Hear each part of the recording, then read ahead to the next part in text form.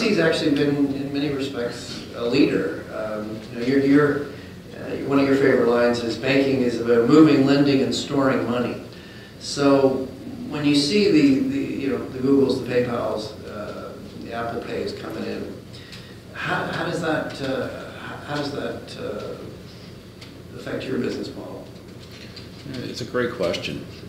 I worry when I see companies and industries getting into trouble, more idiosyncratically companies, it's when they define what business they're in too narrow. And I worry about that, which is why I try to get each of my teams to define their business more broadly. What business are you really in?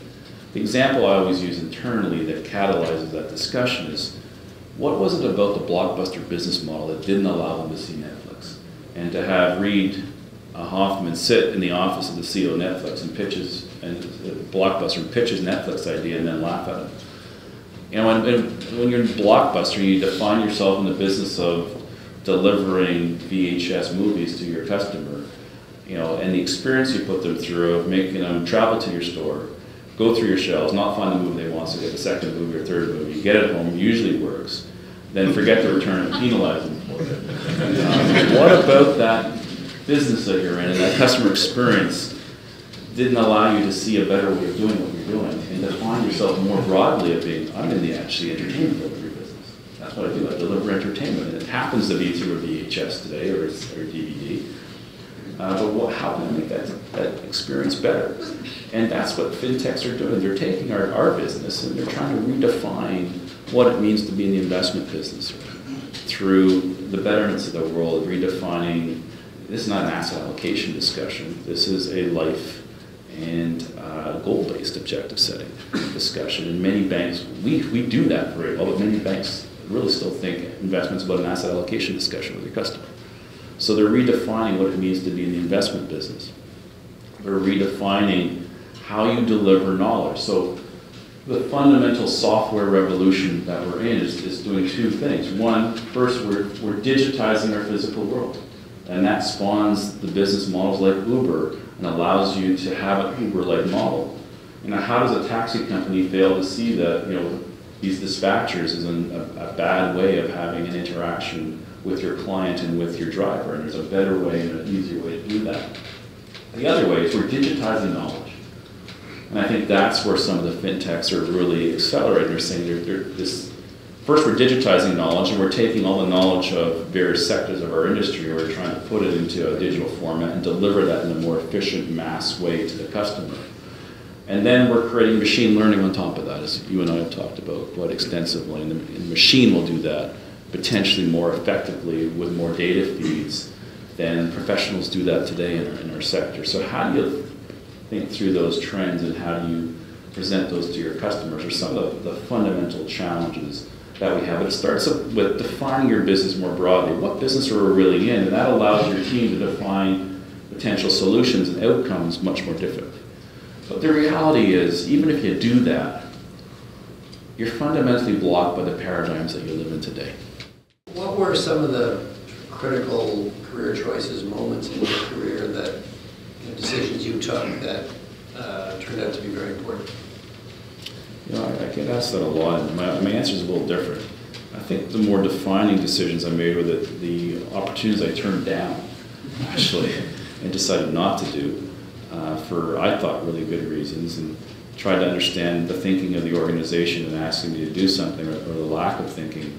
And it came down to usually an individual leader trying to plug a hole in their strategy and not thinking. And they said, I don't think that's really what I want to do or where I want to go or apply my effort, and I don't see where that's going to lead at the end of the day, so I'm going to turn it down. And I did a few of those in a time when you weren't really supposed to do them, and that you were supposed to jump when the organization asked you to jump. And the organization has changed enormously since then. We're much broader thinking, but I entered in a different era into the organization as we were evolving. But I stuck to my guns to say, I know what I want to do and what I like to do, and I think I've got a vision, and it didn't hurt me. And I think to the credit of the organization, they looked through it and they said, okay, next time, hopefully you'll see it our way. But the organization was flexible. So I think that was part of it, understanding what you don't want to do versus what you want to do. I think it was more when I had an opportunity in a new role, I always tried to learn my job quickly, but I also wanted to know every job of my peers around the table. So when we sat around a management meeting, I wanted to know everybody's job and how they did their job. And so it was a great learning opportunity. I wanted to learn my boss's job while I was working for him. And how do you do that job? By observation, and always be asking questions and thinking and learning. And I think people would say, you know, when Dave sat around the table, he always looked like he was ready for the next role because he was thinking about his peers and he was thinking about how his boss was trying to do his job or her. And so I made the most out of every opportunity by constantly trying to learn every role around me and how it all fit together. And I think that accelerated the learnings I got out of every position, where if you just focus on this and you're in your own little world, you're missing a huge growth opportunity. So if you can do that a few times in an organization, you just significantly accelerate your learning curve within a franchise. And I would encourage you, as whatever role you're in, to look at people around that management table with you and think about their job, and could you do their job and how they're doing their job, and what do you understand about their role. It makes you a better partner at the end of the day, for one. Two, accelerates your own development, because you're not going to do every job around the table. You may go to another group or another department, but if you understand every job and you take that opportunity while you're in that group, you just again, you're trying to exponentially increase your development, your personal development curve, and make the most of every opportunity while you're sitting around a management table with a bunch of peers, or when you go to lunch or drinks with them. What are you trying to learn? You're always trying to learn and accelerate your knowledge of an organization and a customer. So that's something I always did. The second thing was, you gotta take risk. You can't sit there and say, I'm gonna play it safe, and hopefully others take risks and fall by the wayside, and I'm gonna be the person standing.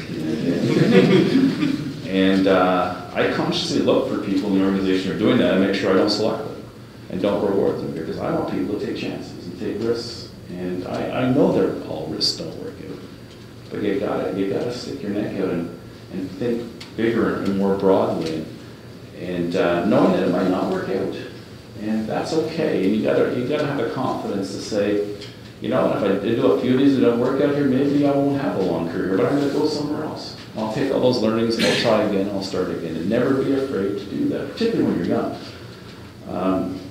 So I always approached every job saying, you know, I'm gonna take smart risks, not dumb risks, but I'm gonna take smart risks, and I'm gonna stretch myself, and I'm sure it's gonna work out. Knowing that if it doesn't and the organization's not happy with me, then we part ways and we'll all try something else. And the organization will try something else. We'll both be okay. It's not the end of the world.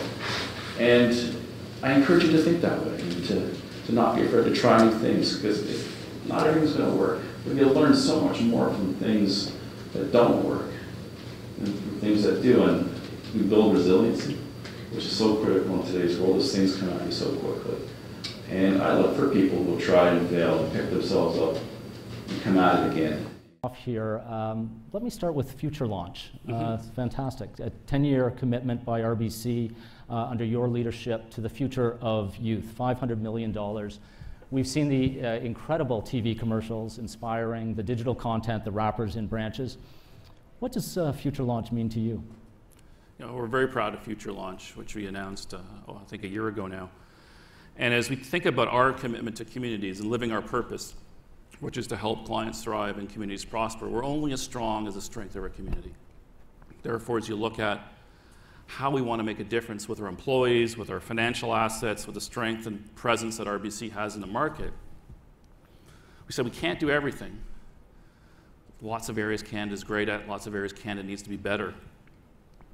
But we have to prepare youth for the future, from a skills perspective, from a network and inclusion perspective. So therefore, you know, we made this commitment to say, we've had a lot of challenges in this country, but to work on youth and to help youth get ready to lead this country, to continue our prosperity, to continue to enjoy the quality of life that we've had, we can't just sit back and keep doing the same things we've always done. And we see that from our customers, from the great speakers we're going to have today. So what role can RBC play? We can use our brand and our platform and our role to start the conversation, but we also have to lead. We have to lead from the front work integrated learning, other opportunities to make a difference. So focusing on youth and getting youth ready from a skills, from a knowledge, from a network, from a capability perspective to lead this country in the future, I think is how we can ensure that we're around for the next 150 years, and we'll be celebrating our 150th birthday next year, big birthday party in Halifax, I think, where we started. But certainly we're thinking long term, and what can we do for this country? We have to get into more of a dynamic, skills-based mode. Career streams that I started with, where you go into a legal profession, a medical profession, a banking profession, whatever it happens to be, are very defined careers. If you do well and you progress through this vertical, you'll have a good life. And increasingly, it's hard to say you're going to have such a well-defined vertical of banking or legal or medical. There's going to be more horizontal skills. And we're going to talk about that today. And the report puts that out. We're going to have to be flexible and dynamic as people and as a culture. I think at the end of the day, it's going to be more work than we can handle with our demographic profile that we have today. But we want to start this dialogue and recognize from secondary institutions through to post-secondary institutions through to employers, we have to engage with governments in reshaping education to work, and the interaction between the two can't be a handoff after defined 8-year or 10-year periods. It has to be an interaction throughout the educational process with business and governments to shape learning and to shape experience. Because the way we've done of transferring knowledge from an educational institution to a person generationally, so we do. You go into science, you go into engineering, and our job is to program the next generation with the basic knowledge of our society, and then their job is to grow that knowledge through experimentation and learning. Well, wait a second, we're programming computers once for that base knowledge. We don't really need to transfer that to 1 billion people every generation. So how do you take that knowledge and build on it and create value and transform our society and accelerate that transformation and quality of life? I think that's the huge opportunity that's in front of us, and that's the dialogue that we have to have with the educational institutions, governments, and businesses, and I think it's an exciting journey.